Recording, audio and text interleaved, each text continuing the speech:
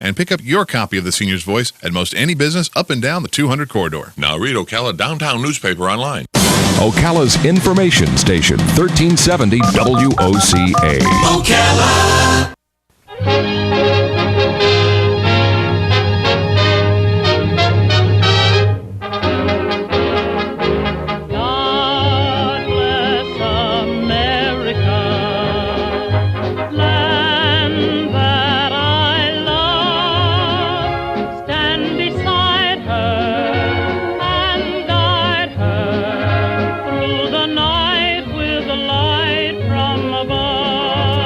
All right, 5 minutes after 9 o'clock, it's time for Veterans News, and Hank Whittier is in the studio. Good morning, Hank.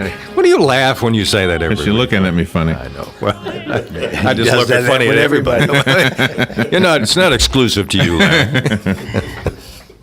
Hey, good morning. Glad to be here. Glad you're tuning in to us this morning. We got kind of a busy show today. We got the VA here. We got Ed Wilson here. Ed's going to give his opinion about the school tax. I told everybody I'd give everybody a fair shot to reply to that, and had Ray on a couple of times talking about why we should. But first of all, we're going to go ahead and we have a casualty list. I don't think there's any military casualties listed, but we do have fire and police, right? Yes, we do have 2 fire and we have 3 police. And we'll start with the fire casualties. We have Douglas James Kaysen. He died on August the 6th, and he was with the Vaughn Volunteer Fire Department in Vaughn, Montana. And we have Chaplain Darrell Parker, who died on August 13th, and he was with the Fairbury Rural Fire Department in Nebraska. And we have 3 law enforcement casualties. We have Deputy Sheriff Mark Hacker, who was with the Butler County Sheriff's Office in Nebraska. His end of watch was August the 12th. We have Lieutenant Patrick Libtone. He was with the Los Angeles County Sheriff's Department, and his end of watch was August the 12th. And we do have a third, unfortunately. Deputy Sheriff Joe Dunn of the Cascade County Sheriff's Office in Montana. We have no military casualties, and our thoughts and prayers are with the families of these firefighters and these police officers. Okay, real good. Anybody want to mention anybody local that's passed? No sick now, just, How about mentioning a little about the reporter that was captured and beheaded? Yeah, we'll mention him. I don't have his name. Do you have his name? Our heart should be out. James Foley. James Foley. Okay, yeah. Our heart should be out to him because they report on what's going on. And I'm afraid you're going to see more of that. But that's who you're dealing with. We've talked about that, and we'll probably talk about it again because we're dealing with kind of subhuman. Anyway, listen, let's go ahead and take the break with Amazing Grace and Taps, and then we'll do a commercial, and we'll get Ed Wilson on.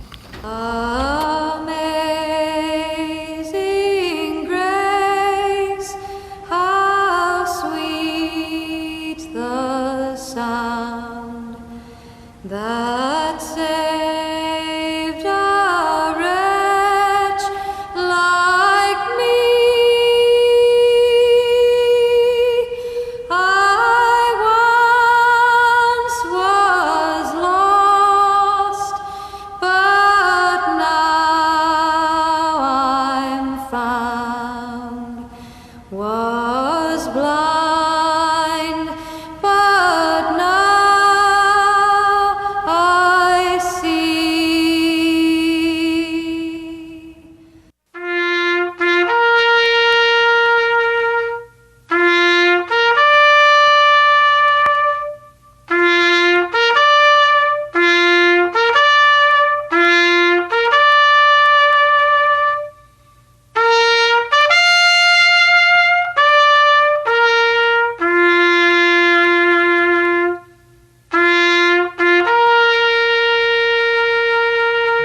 Thank you. Keep those folks in your thoughts and your prayers. Veterans News Hour this morning is brought to you by Bob Wine's Camellia Garden and Nursery, located at 2610 Southeast 38th Street in beautiful Ocala. When it comes to your landscaping, Bob Wine's has everything you need, from small plants to large trees, mulch, fertilizer, and much more. If they don't have it, you probably don't need it. Bob Wines will deliver it if you can't pick it up. They'll plant your trees, and they'll even guarantee them. You can't beat a deal like that, and they've been in business keeping Ocala blooming since 1952. And if you tell them when you go in there you're a veteran, you get a 10% discount. You can't beat that. And their phone number is area code 352-629-5766. And don't forget to mention you heard about them on WOCA. There you go. Outstanding. Very good. Wow. Hey, let me remind everybody that the Shriners Rodeo is coming up on the 29th and 30th of this month, and that's going to be a great take, and that's, helping crippled children. So, and let's all take part in that, and we'll have some more information on that. I know you're doing some PSAs on that already, Larry, so good. Hey, listen, I mentioned Ray Seaman, and some of the folks have been coming in talking about why we should support the school tax this coming November. It's going to be on the ballot. And, they make some points. Whether you buy into them or not, I don't know. But we talked about it several times. Ed Wilson called and said, hey, listen, how about a different point of view? And I told everybody I want to be fair about it. So, Ed, I'm going to turn it over to you. And Ed is a local construction general contractor and happens to be running for school board, but that's not why he's here. He's here really to talk about opposition to that tax. So, Ed, I'm going to turn it over to you, buddy. Thank you very much. Good morning, everyone. I will submit to you 5 reasons not to vote for an additional $1 million ad valorem tax for school district operating expenses. Number 1, tax increases hurt the economy. Marion County's economy has not recovered. In fact, according to an article in the Ocala Star-Banner just last Thursday, Marion County led the nation in foreclosures in July and has an underemployment problem. Most of the people that I talk to are struggling to make ends meet and are feeling the pinch from inflation in very real ways. Many families are one emergency away from financial disaster. Businesses will also be impacted by any tax increase. They will have little choice but to cut payroll or to raise the prices we pay for their goods and services to pay for any tax increases. Either way, the result would not be good for our economy. Number 2, proponents of the tax increase would have you believe it will bring back much needed programs that have been cut. The only guarantee as to how the funds will be spent is that they will be used for general operating expenses with oversight of these expenditures by an independent Citizens Financial Oversight Committee. The money can be spent on any expenses in the general fund that the school board approves. What about this independent Citizens Financial Oversight Committee? Who are they? How many people will serve on the committee? How long will they serve? How will they be appointed? Who will appoint them? What qualifications will be required for them to be considered to serve on the committee? I have some serious concerns about how the committee would be formed and implemented if the referendum were to pass. Number 3. The school board and administration are working on a 2014-15 tentative budget as we speak, and I have seen no willingness to change the way they do things, except by one board member. I have seen no effort to save money in areas that do not directly affect the quality of our students' education and use that money in ways that will improve academic outcomes. I did, however, witness one of the board members make the comment that if we add back art and music teachers now, the public will think that we don't need the money and won't pass the referendum. Unfortunately, that is all too often the mentality of government bureaucrats. Number 4. The 2014-15 tentative budget has an increase in revenue of $18.5 million, and the general fund is increased by $18.1 million. The millage is reduced by .041 mils, but the total millage rate to be levied is greater than the rollback rate by 2.62%. That is an increase of $18.1 million to the general fund and a 2.62% tax increase that will likely pass in September. And still, it's not enough. No matter how much money they receive, it will never be enough to satisfy them. And number 5, didn't we vote down a tax increase 2 years ago? How many times must we tell them no? When will they look for real solutions rather than trying to take more of our money? Thank you, and God bless you. Okay, Ed. Well, you're pretty clear. Listen, what I'd like to do is get you and Ray on before the election, obviously, and we'll beat this around a little bit. Just let me know. I'll be glad to come back anytime. Okay, appreciate you coming in, my friend. Thank you. Listen, anybody have anything quick? Because I need to get Dr. Knapp and his folks on that came over from the clinic. Talk about diabetes. Diabetes this morning? Okay. Yeah, we need to hear about that diabetes, but first of all, we need to be aware that on Saturday, September the 13th, the VFW Post 793 will sponsor a trip to Port Canaveral, where a bus will leave at 7:30 to go out and have a little fun, a little gaming fun. This is a fundraiser for us, and the charge is $55 per person, which includes boarding, lunch, $20 in match play slot, and also the transportation to and from the the port. And the bus leaves from Mount Moriah Missionary Baptist Church at 55 Southwest 3rd Avenue, like I said before, at 7:45. For more information, please call. Write these numbers down.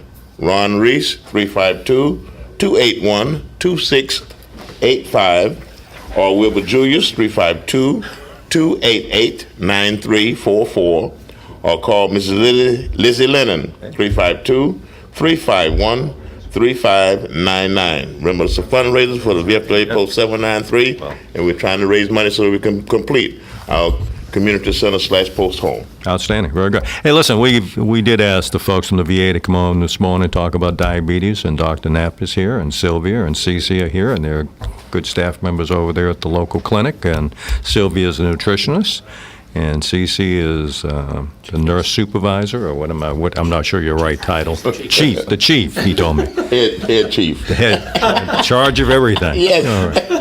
Anyway, listen, I'm going to turn it over to Dr. Knapp and you good folks, and let's talk about some diabetes a little bit. Hey, well, thank you, Hank.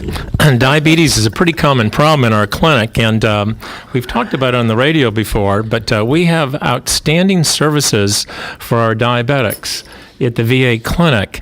And these services, when I was in private practice, we could not access. It was very hard to find a diabetic program or even a dietitian, and we have that. So we want to ask our dietitian and chief nurse about some of the services we have. So, Cece, let me start now. Let me ask you about what are some of the services that we have for our diabetics at the clinic? Okay, some of the services that we offer in our clinic, we do have diabetic education classes that we offer. We have diabetic education classes that we offer every month. It is for newly diagnosed diabetics or uncontrolled diabetics. We do have a MOVE program, which is a weight loss program. We also have a program called self-administration of insulin. So we teach patients how to administer insulin. All our nurses are well prepared to teach one-on-one about diabetics also. And we're also able to supply them with insulins or medications that they may need, and even diabetic shoes. That's a terrific service. So we have, for a newly diagnosed diabetic, not only do we have diabetic teaching, but we're going to talk with Sylvia in a few minutes as well. And she sees diabetics and patients who need to be on special diets every day. How about people that just want to get informed about diets, even though you haven't been diagnosed? Well, Can you come in? That's a great question, Sylvia. Patients that do not have diabetes, that just want to be on a special diet? Yes. As the dietitian for the clinic, we do offer nutrition services as for an individual to be seen, to explore different diets or questions they may have. Usually they are referred by the doctor or nurse. but it's not just for diabetics. That's right. It's for anybody that does have nutrition questions or concerns or needs. It's so nice listening to you, because my wife just hooked me up with a new doctor. His name is Dr. Kevorkian. And so when I hear we have folks here helping us out with our diets, and we know a lot of our children probably need help with diets. Right. Can we bring children to the VA?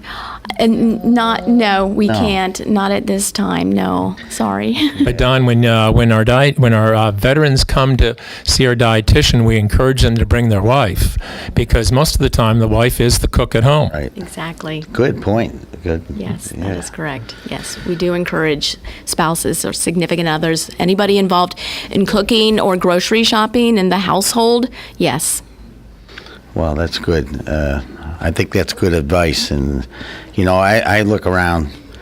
When I go shopping, I just look at the packages, Oh, that looks good. I'll eat that. You need to look at the nutrition label part of the package and the ingredients list. That will give you lots of information. But half of us don't know what it means, Well, right. Caloric value, if you have one helping. What is one helping? And that's serving. That's the education and services that we offer. If you do have questions, I'm available. I was an athlete in college. One serving for me from cereal box is the box.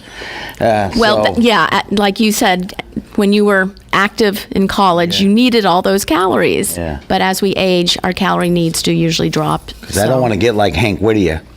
Oh, he's not here to defend himself. That's good. Well, Sylvia, Don raised a good question. Just to get off the topic for 1 second, you have any practical advice for our veterans when they go shopping and they want to keep their weight down or lose weight? Can you simplify what they should be looking for in the grocery store? Yes. When they go grocery shopping, what we do try to teach them about grocery shopping is to base the plate that they're eating from should be plant-based. Half the plate should be fruits and vegetables. A quarter of their plate should be whole grains or starchy vegetables. And then the other quarter of their plate, lean meats and proteins. That's very good. Very good. Okay, well, Cece, let me ask you this question here. We really do set up a lot of facilities for our veterans at home with glucometers and everything. How often should our diabetics be checking their blood sugars, and what should they be looking for? Okay. Typically, with the VA, if they're just taking oral medications, not an insulin, we provide them with a glucometer, a supply that will be used once every other day. That is if they are just on oral medications. If they are taking insulin, it will depend on the doctor's orders. It may vary from twice a day to 3 or 4 times a day. Let's see, very good.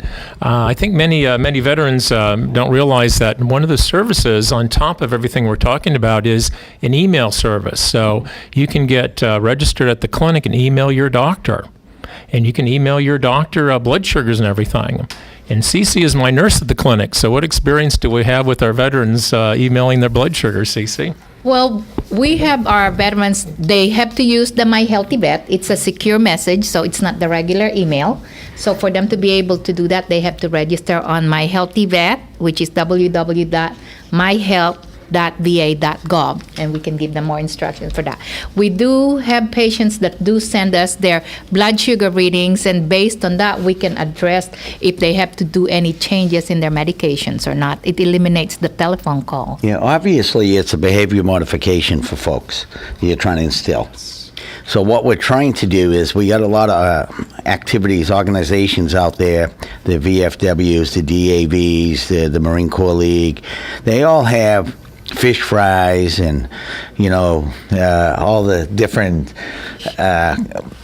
eateries, maybe we should be going to them and trying to help them modify what they provide us, because, deep fried chicken, fried fish, I'm not so sure that's good for you all the time. Right. It's a lot of excess fat as far as the frying process. So if they could broil or grill, maybe grill the fish, that would be a lot healthier as far as decreasing fat content. But it does take time and education as far as making changes. And that's the hardest thing with education on healthy nutrition. I think we need to take you to some of the places that we go to and have you take a look and see what they're serving us, because it may not be. And they're probably willing to change if somebody would help them, show them how to make it more efficient and effective. Right. And taste good.